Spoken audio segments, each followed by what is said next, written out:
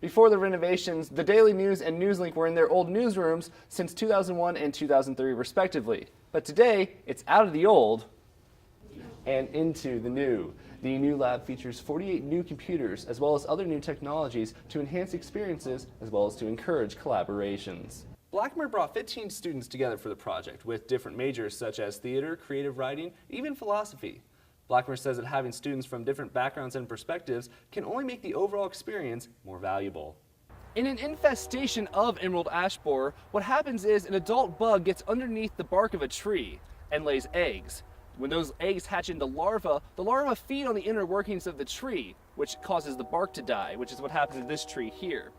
Now when the bark of a tree dies, essentially circulation within the tree is killed, meaning that water and other nutrients can't get up and down the tree. This eventually causes a tree to die. Rasmussen created the prototype for sports coverage with ESPN, and multiple organizations have followed that formula since, including the efforts of students here at Ball State Sports Link. A council from Ball State is asking the city of Muncie to construct a bike lane on one of the busier roads north of the school's campus. Newslink Indiana's AJ Brammer is live on Oakwood Avenue, where the proposed lane would be located. AJ? Thanks, guys. Now, I'm currently standing at the intersection of Oakwood and Bethel Avenues in Muncie, where a recent traffic count found that more than 8,000 cars pass through this area each day. As you can tell, even at night, it's pretty busy around here. Now, according to some faculty and students, adding a bike lane to Oakwood would help drivers become more aware of cyclists on the road. Ball State University's Council on the Environment believes that by adding the bike lane to Oakwood Avenue, the commute for students and faculty along the busy street can be an easier one. The lane would be a welcome change for school and music professor and frequent bike rider Andrew Crow, who says more visibility to drivers is always a good thing. Oakwood seems plenty wide enough for cars to go by, but I think cars aren't really used to expecting to see a bicycle there, and so sometimes they have erratic behavior. Senior chemistry major and Muncie native Alec Riblet shares Crow's point of view, remembering having to cross Oakwood as a child. I will say I was always terrified of Oakwood and staying on there with my bike for any extended period of time because I feel like the road's a little narrow. While many feel the bike lane is a good idea, some like school and music professor Keith Kothman feel it is just a good start. Kothman feels more should be done to make campus more accessible for bikes as well. The problem that you find, or that I find, is when you get to campus, it's pretty congested on the main roads. McKinley, Riverside, University don't have room for bikes. So the bicyclists either have to dodge traffic in the roads there, or they have to go onto the sidewalks, and then pedestrians are having to dodge bike.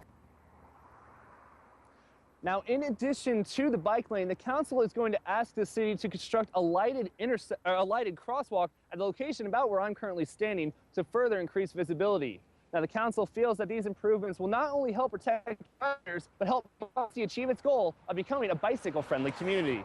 Live in Muncie, AJ Brammer, Newslink, Indiana. Thanks, AJ. Muncie is already looking to add other bike lanes as well as bike racks downtown. Winter may mean bad roads and other yearly struggles, but this winter's cold temperatures could offer some relief for nature. Emerald ash borer is an invasive insect that has spread rapidly since appearing in the United States, including several areas around Delaware County and on Ball State's campus. But with temperatures dipping below zero, many of the insects were wiped out. According to the Department of Natural Resources, as much as half of the borer population did not survive the winter. Ball State Department of Biology Chair Ken Badger says the bug can quickly devastate a tree. I've seen it on a tree go, from the time I first noticed it, go fairly rapidly within a season or two. It could have been there in a small amount before that, but it can go fairly rapidly once there's enough larvae feeding on the tree. In an infestation of emerald ash borer, what happens is an adult bug gets underneath the bark of a tree and lays eggs. When those eggs hatch into larvae, the larvae feed on the inner workings of the tree, which causes the bark to die, which is what happens to this tree here. Now, when the bark of a tree dies, essentially circulation within the tree is killed, meaning that water and other nutrients can't get up and down the tree. This eventually causes a tree to die. Muncie Parks Department urban forester Kelly McClellan says anything that can slow down the spread of infestation is welcome, but cold temperatures alone will not solve the problem. They produce these larvae that live inside the bark, produce a natural antifreeze chemical to protect themselves. Plus, since they're under the bark, is where they live, They're not subjected to the air temperature like we are, so that's why wind chill doesn't play a factor. The Parks Department is evaluating what they can do next to combat the bug once things thaw. In Muncie, AJ Brammer, NewsLink, Indiana.